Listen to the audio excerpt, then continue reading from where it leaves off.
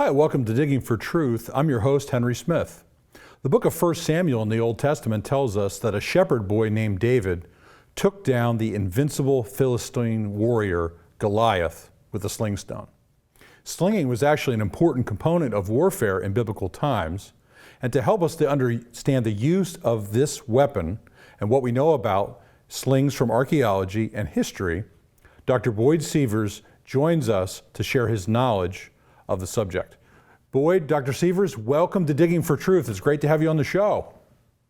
Thank you, Henry. I'm delighted to be able to talk with you about this interesting subject. Well, we're excited to have you on the program today. And of course, the famous story of David and Goliath evokes many memories for people in Sunday school and so on.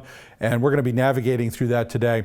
But before we do, Dr. Seevers, I'd like to have you introduce yourself to the audience a little bit. You know, you've been involved in the work at ABR, and of course you teach Old Testament at your university there. Would you share with the audience a little bit about yourself and about your professional work? Well, I've been a professor of Old Testament here at the University of Northwestern in St. Paul, Minnesota for more than 20 years now. And kind of my specialty is dealing with the background of the Bible, the background of the Old Testament. And for more than 7 years before I came to Northwestern, my family and I lived in Israel, teaching and doing archaeology over there. And so much of that information and my familiarity with that world then is what I bring into the classroom. And my continued work over in Israel is a part of that as well, especially the archaeological work that I do with the Associates for Biblical Research. So ABR dug for quite a number of years at Kerbedel Makadar, and I was a part of that for the last 2 years. And just a few weeks ago, I finished up the final report on the Iron Age remains, or the remains from the time of the Book of Judges from Makadar. And now for the past several years, I've been digging with ABR at Shiloh as well. Well, we've been blessed to have you added to the team those years ago at Makadar and Shiloh, and you and I have gotten to know each other a little bit through that process. It's been really great. Now, you've also done research. In fact, you wrote a book about Old Testament warfare, but let's give the big picture first here, because we're going to be talking about slinging. And you know, you've documented a lot of evidence of ancient texts and pictures. Maybe you could give a sketch to begin with of how this material that we're going to discuss through the program helps us to understand the story of David and Goliath. Well, you have that very famous story in the Bible, which it's from the Bible. I assume that it's true. On the other hand, it's kind of a fantastic story about how a little boy can use a rock and take down a seasoned military foe. So there was always kind of a nagging suspicion in the back of my mind, how realistic is that, or what more can we know that would help support that particular story? But then when we do archaeology, you find all kinds of things, and one of the things that you find are weapons, and you find sling ammunition, you find stones or lead pellets or whatever. And so that having an interest in warfare, and I wrote my doctoral dissertation about warfare and then published it as a book, as you mentioned, that was one of the areas I was interested in. So a few years ago, I did a research project with one of my fine students, and we researched how were slingers used in ancient warfare? How did they actually sling? What were their slings like? What was their sling ammunition like? You know, did they swing the thing over their head or at their side? How did all of that work? And so we researched the text and the pictures to try to come up with a picture. And though the information is not complete, you get a general understanding of how ancient slingers did what they did. And then that's helpful, and especially as you overlay it then onto the story of David doing that against Goliath. Yeah, that's an excellent sketch, and I want to thank you for sharing that research with me to help me prepare for the program. It really gave me a lot of knowledge I didn't know about or I hadn't retained from before. One of the things that occurred to me, though, that a lot of people watching the show that have grown up in the church, they might not even know what a sling looked like. Maybe they picture a modern sling with like a rubber band and a couple of, you know, like a wishbone. Yeah, right. You know, like Dennis the Menace or something like that with a little pebble. But that's not what the ancient slings look like. Well, let's talk about that. Sure. Well, what you described is what I did as a boy. I took a Y-shaped stick and put some rubber on either side, and then I pulled it back and released it and could launch a stone in that way. So that's a slingshot.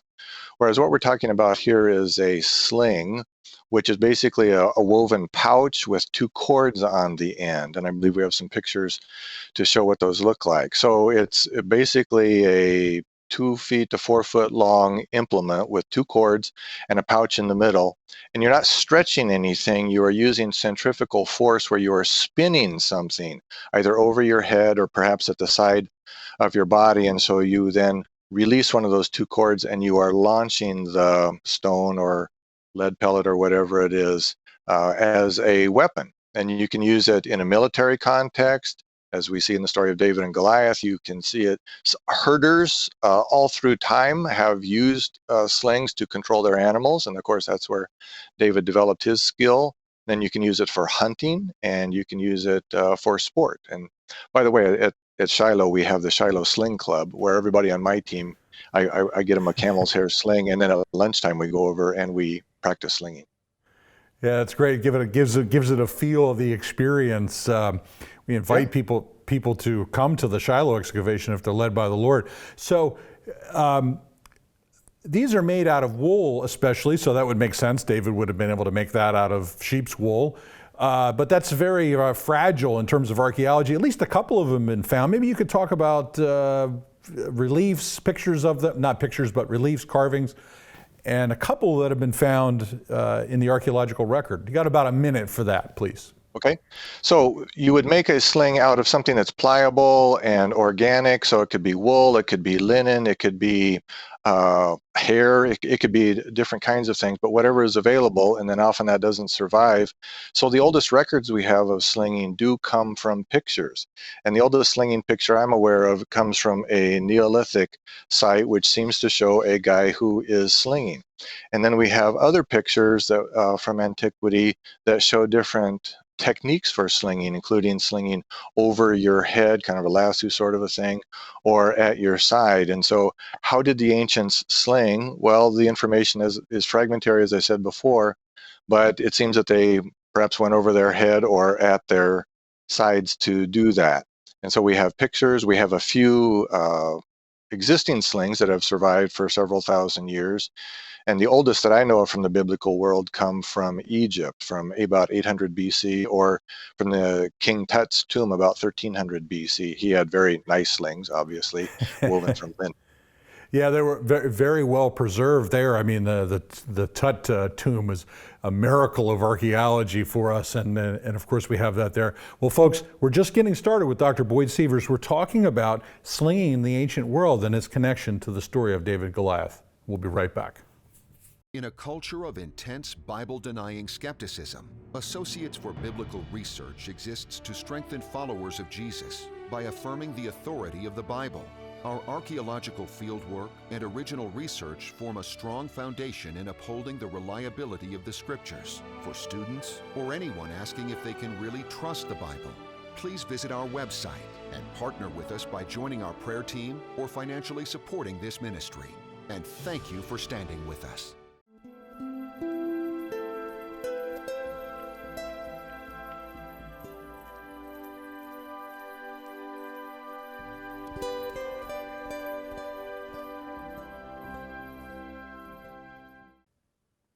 Hi, welcome back to Digging for Truth. I'm your host, Henry Smith. I'm here with Dr. Boyd Seevers, talking about slinging in the ancient world and archaeology, history, and the story of David and Goliath.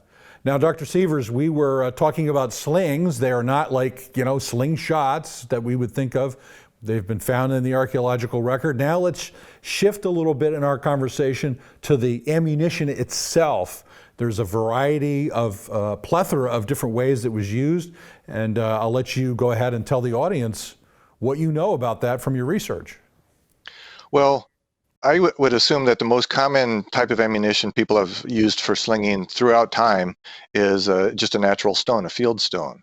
But the rounder your ammunition, the straighter it's going to fly. So people have been rounding ammunition, making round ammunition for thousands of years. You can round a stone. You can use clay.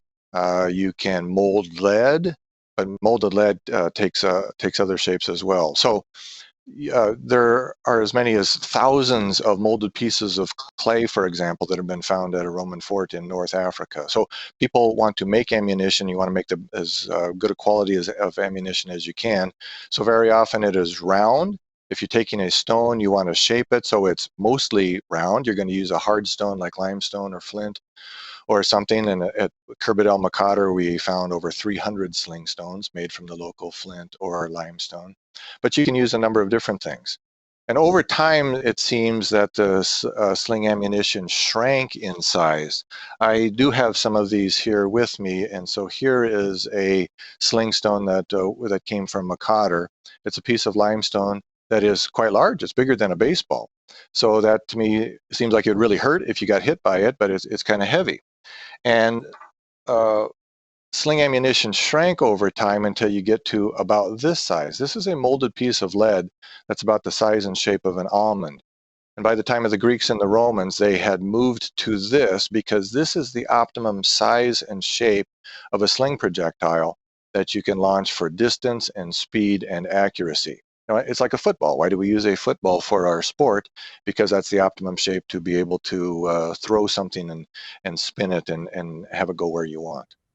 Yeah, that's excellent. I happen to have here also in the studio one myself.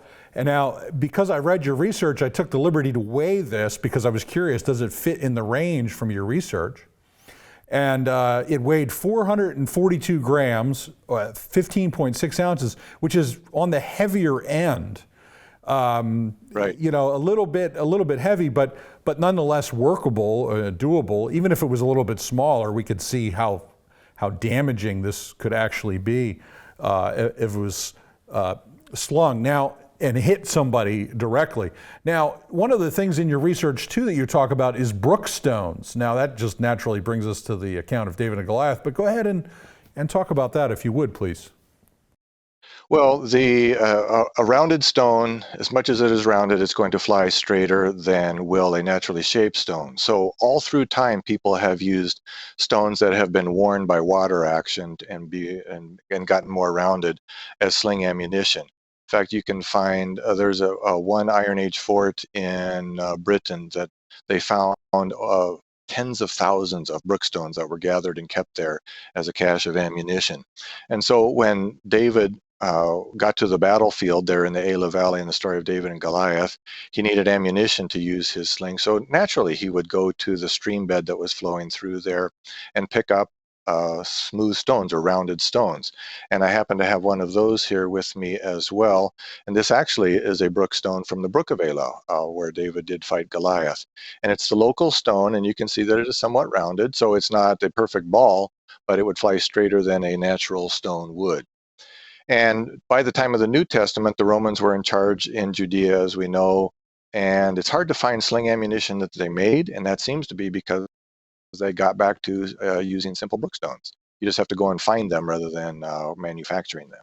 Yeah, that makes a lot of sense. So we see a precedent for that, and what David did was perfectly logical. It made perfect sense, and of course he was experienced in protecting the sheep. So now this kind of leads us into the question of, you mentioned it a little bit with those really small ones made out of lead, the question of range and accuracy, and there's quite a range that I observed in the research that you guys did on this too, but I'd like you to comment on that, please.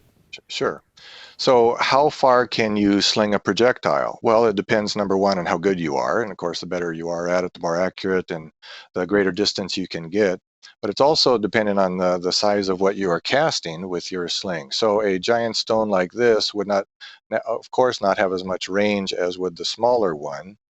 So people move toward using the smaller ones. So how far could you sling something?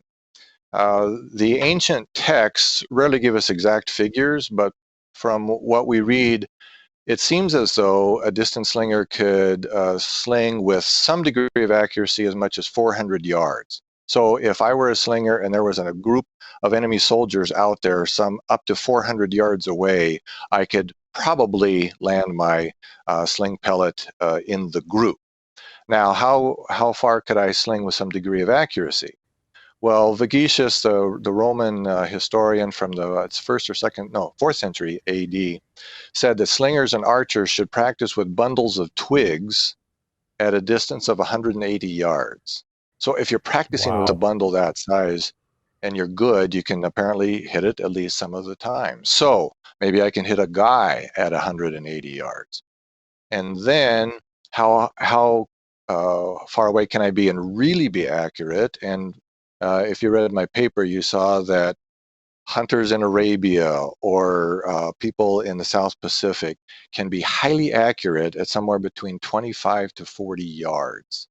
That there's a tribe that can hit a stick regularly at 40 paces, or I would say 40 yards. So you can be really accurate from maybe 40 yards or so. And the biblical passage that said that the Benjamite slingers could sling at a hair and not miss, I assume there's some Middle Eastern exaggeration going on there, but Yeah. they are really accurate. Maybe not a hair, but maybe a stick or a person or something. So when David the skilled slinger came at Goliath, I would assume, based on what I found, that he could have been really accurate, as in hit the guy in not just in his face, but in the part of the face that he wanted, from maybe as far away as 40 yards. And that would have enabled him. You get the sense from the biblical text when Saul is imploring David not to go into battle because Goliath was a skilled warrior. But this distance would take away that skill set. It would remove that from the whole equation. Well, friends, we're going to go back right in a minute here with Dr. Seevers. We do need to come up on a break, and so we're going to do that right now. And we thank you for joining us today for Digging for Truth. We'll be right back. Bible and Spade is a non-technical quarterly publication published by the Associates for Biblical Research. Written from a scholarly and conservative viewpoint, Bible and Spade supports the inerrancy of the biblical record and is a must-read for both the serious Bible student and anyone asking if they can really trust the Bible. Archaeological evidence, properly interpreted, upholding the history of the Bible. Subscribe today at BibleArchaeology.org.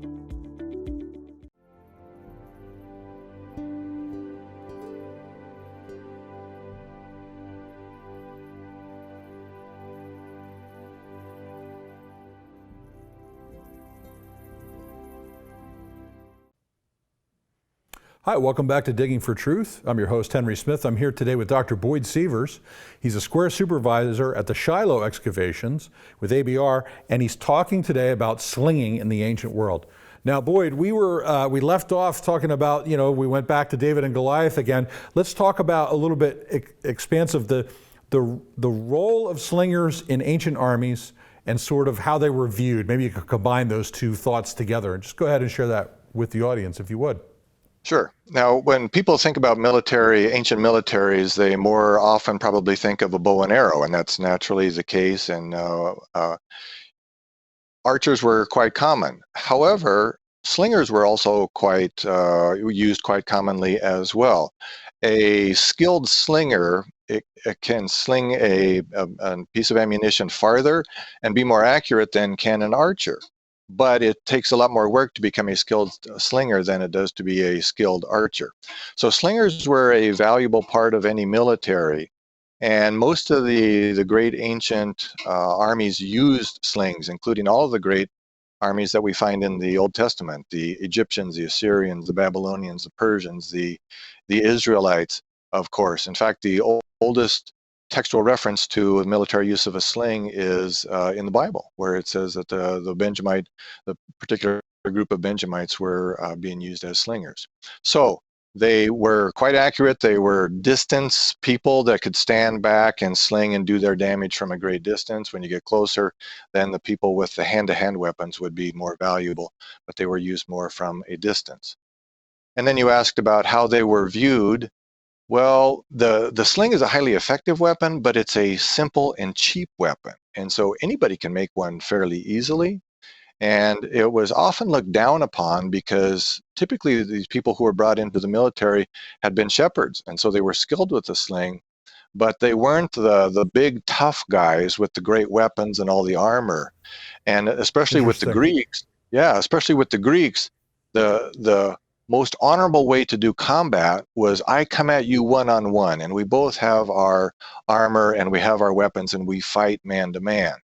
And so this person, this shepherd, this little boy or whatever with this cheap sling thing, they would look down on them. And that might be part of what you have with Goliath, where he shows his disdain for David and for David's God coming at him there on the battlefield. You just reminded me of something kind of funny. You know, the old gunfighter showdown. We have to show ourselves to be manly by having the one-to-one confrontation, as opposed to the slinger is. Yeah. It's very interesting. Some things never change. Okay, so we got that. That's fantastic. Part of the contempt of Goliath may have been this. That's a component of that contempt. All right, let's talk about lethality and speed, because you know, we're talking about these weapons flying through the air. You talked about the accuracy. Let's talk about the speed a little bit. Sure. So how fast can you sling a piece of ammunition? Well, of course, again, it depends on how skilled you are. It depends on the length of your sling, because the longer the sling is, the greater the speed that you can generate with that.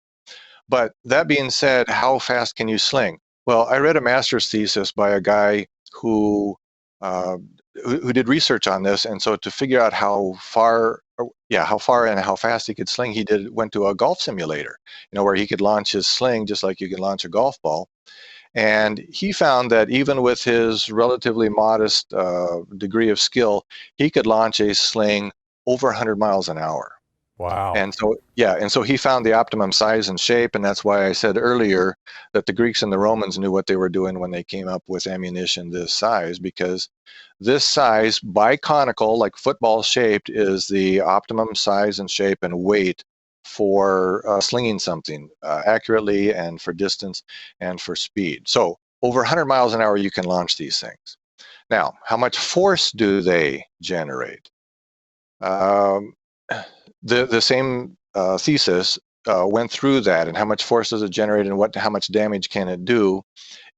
It can kill. It can break bones. It depends, of course, on what shape it is and what it is made of.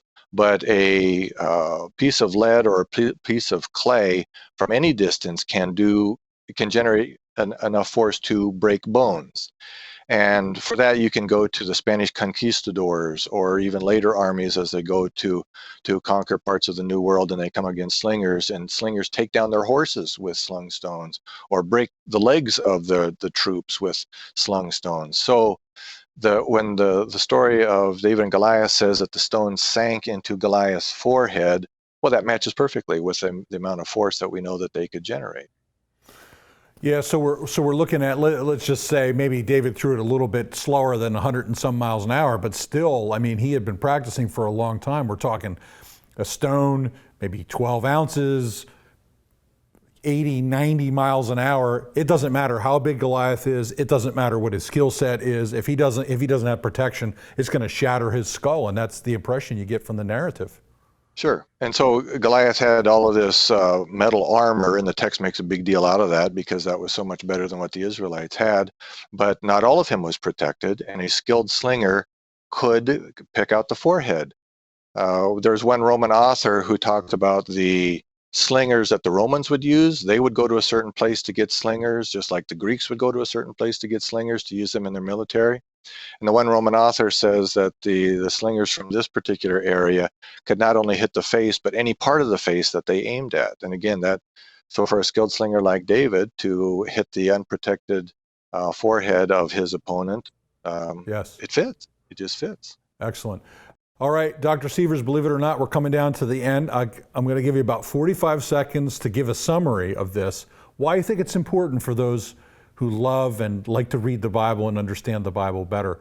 And I'll let you go ahead and give that summary, if you would, for the folks. Well, I find that learning about the world of the Bible makes the Bible more vivid, more real. And it's not from Mars. It's, from a real place in the world where people did things differently, but it was real life. And so what was that real life like for them? And so David was a real life shepherd with real life shepherd skills, and those could cross over and be used in a military fashion. And so he went against a superior foe who had short range weapons, and so Goliath probably could have defeated him had they closed to hand range. But David stayed back and probably slung at him from, I'm guessing, about 40 yards away, because he could be highly accurate from that distance, it seems. So he could take him out at the edge of his skill range. That's excellent.